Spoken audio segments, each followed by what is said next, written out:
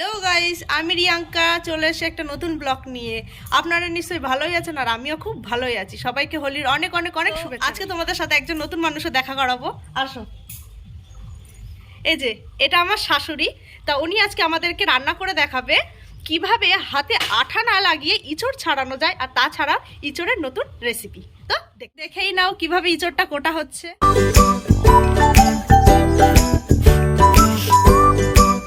প্রথমে জল দিয়ে ধুয়ে নিল, যা আঠা ছিল বেরিয়ে গেল।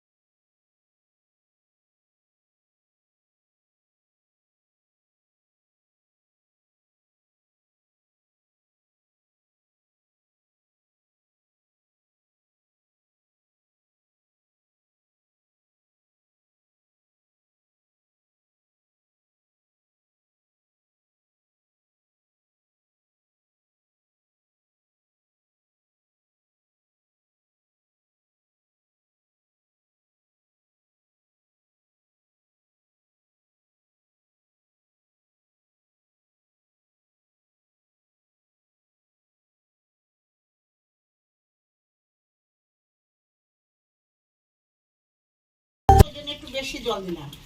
এবারে উনুনে তো জল টেনে নেবে বেশি, তাই একটু ওই চোরটা মাখা মাখা নামাবো। ব্যাস, এবার ঢেকে দিলাম। ঢাকনিটা তো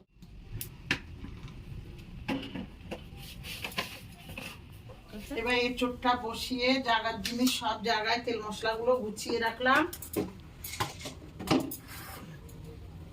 ঘিটা লাগবে, ঘি গরম মশলাটা লাগবে।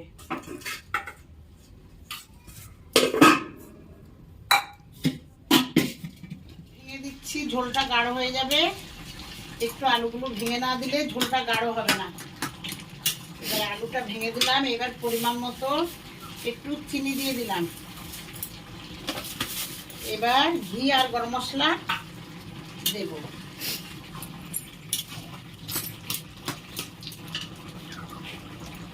ঘি দিয়ে দিলাম।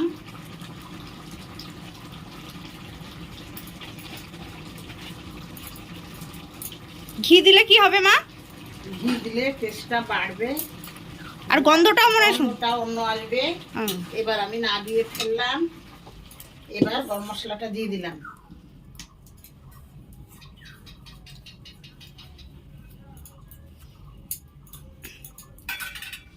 এবার গরম মশলাটা দিয়ে এবার নেড়ে দিলাম।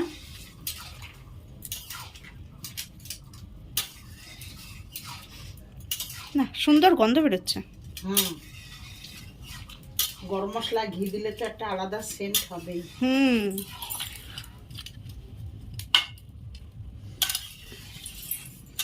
কাঁচা লঙ্কা দিয়ে রান্না। আমরা শুকনো লঙ্কা খাই না, গ্যাস হয়, তাই কাঁচা লঙ্কা দিয়েই আমরা সবসময় রান্না করি।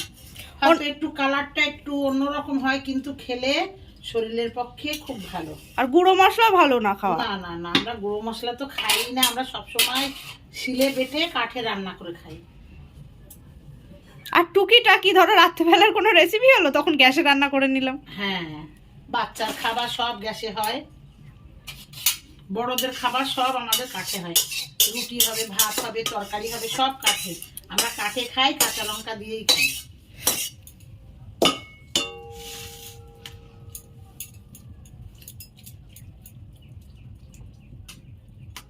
নাও, এঁচোড় রান্না আমার শেষ হলো। এবার খেয়ে দেব। আজকের ভিডিওটা এই পর্যন্তই রইলো। আবার নতুন ব্লগ নিয়ে চলে আসবো। লাইক, শেয়ার, কমেন্ট করে দিও। আর ভালো লাগলে সাবস্ক্রাইব করতে ভুলো না।